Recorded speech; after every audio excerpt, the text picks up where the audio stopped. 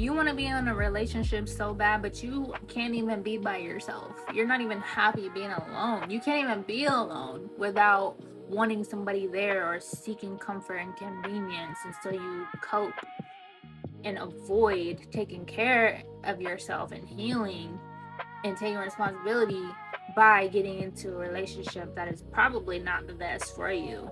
And if you don't learn how to be with yourself, by yourself, take care of yourself, you're going to continue to repeat these toxic cycles, and you're putting the responsibility of your happiness onto somebody else. That is just not fair, and that's like one of the most selfish things you can do. And you're probably doing it unaware, because I know I was. You got to understand your own patterns, your own toxic traits. You got to be self-aware, right? You got to be able to regulate your own emotions and feelings and understand, okay, well, where is this coming from? Why do I need this? Why do I feel I need to have somebody there? And then when they're there, how come I'm not happy? And they're doing all the things to try to make me happy, but it's still, I'm not happy. Well, because you're just not happy with yourself, and the fact that you have a void that only Jesus Christ can fill. That's the biggest thing. That's the key takeaway here. If God is not your source, if God is not your first love and your true love, then nobody else is going to fill that void, because that void is there for a reason. God gave us that void because He is the only one who can fill that void. You can search and try to find it in everyone and everything else. Good luck. It's not going to happen. Stop trying to get into relationships before you're ready, or because you're just alone.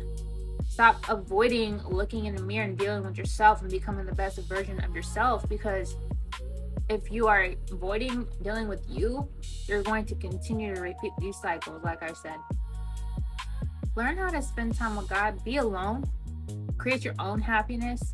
And another thing too, as women, when we are into a relationship, when we're with somebody, our focus and our energy and our time, we give it to our partner.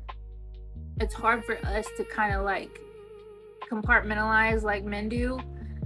And so once you get into something you're not ready for, like all your focus and your energy and your thoughts and everything, like it's just on the person that you're with, and that's just not healthy. Like there's so many things wrong with that. Yes, you can love someone and adore them and like cherish them and be super in love, but like if you make them your source and once they're gone or they're not there, you just feel like, oh, I don't know what to do with my life. Like, well, because you don't have anything going for yourself. You're not building your own business. You're not spending time doing the things that interest you. You're not going to the gym, or you're not working on your business. You're not spending time with your kids because your mind is just preoccupied with the relationship. And that ties to anxious attachment. That's another separate thing, but it ties into that. But these are the patterns we gotta look at ourselves. The codependency traits, the toxic patterns within ourselves. We gotta learn to just sit with ourselves, look in the mirror, and become the best versions of ourselves. Because once we do that, then we're gonna attract the best version of somebody else. And then when you two come together, it's just gonna be dynamite. And it's not gonna be forced. You don't gotta manipulate it. You don't gotta try to make it what it is. It just is. Okay? But Jesus Christ is the only one gonna fill that void. He's going to give you your purpose. He's going to validate you and remind you of who you are. You're going to find your purpose, your peace, your joy, your happiness in Him alone.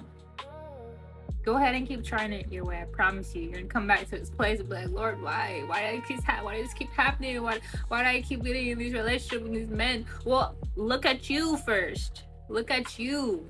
What are you like putting your effort and energy in? Where's your faith?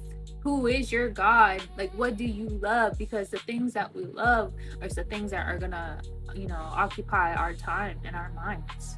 So, God bless you.